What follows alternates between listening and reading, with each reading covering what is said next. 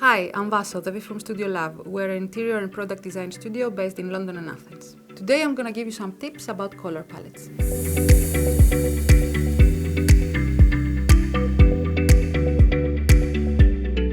For us, materials and colors are something that go hand in hand, so we always tend to look at them at the same time. You would find that you don't have to use very bright or intense colors. That doesn't mean that you only need to use white or beige, but hues of yellow, red or blue that are also a bit more toned down can work very well for an interior and create a cozy and relaxed atmosphere. And remember, like everything else in design, it's all about proportion. So it doesn't mean that you cannot use a very bright color. A little bit of yellow can brighten up a space. If you paint the whole thing red, then it can be too intense.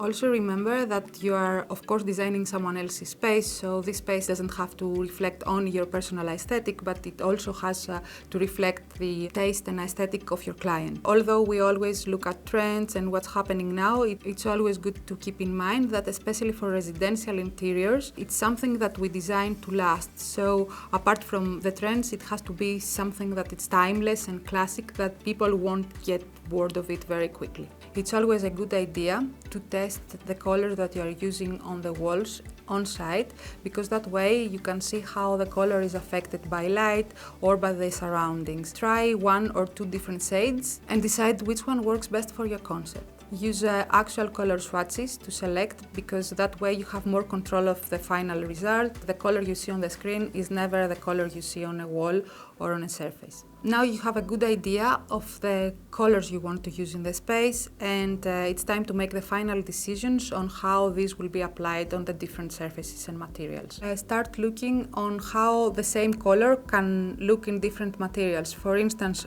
blue in wood is totally different than blue in fabric. Materials are a very important part of each project because they bring the concept to life in 3 dimensions. Don't be afraid to work with different materials. So wood works really well with softer materials like fabric for upholstery, but it also could look very well with a contrasting material, a stone or a tile, which will bring a balance between soft and harder material in the space. Our New York project was one of the most daring we have done so far in terms of colors and materials. It was a great example of how different and very, very unusual color combination in a larger space could give you a very interesting result. We have blues, pinks, hues of green and terracotta brick wall, also accents of gold and different furnitures that offer a sense of luxury and highlight the space. The process of choosing materials and colors is a lengthy one, so you don't necessarily get it right for the first time. So don't be afraid to experiment, change a little bit your color selection and material board, so in the end they come together and make a perfect match for your concept. I hope you have enjoyed this video, so please subscribe to this channel. If you want to find out more about STUDIOLAV and our process, please check out our online course in Domestika.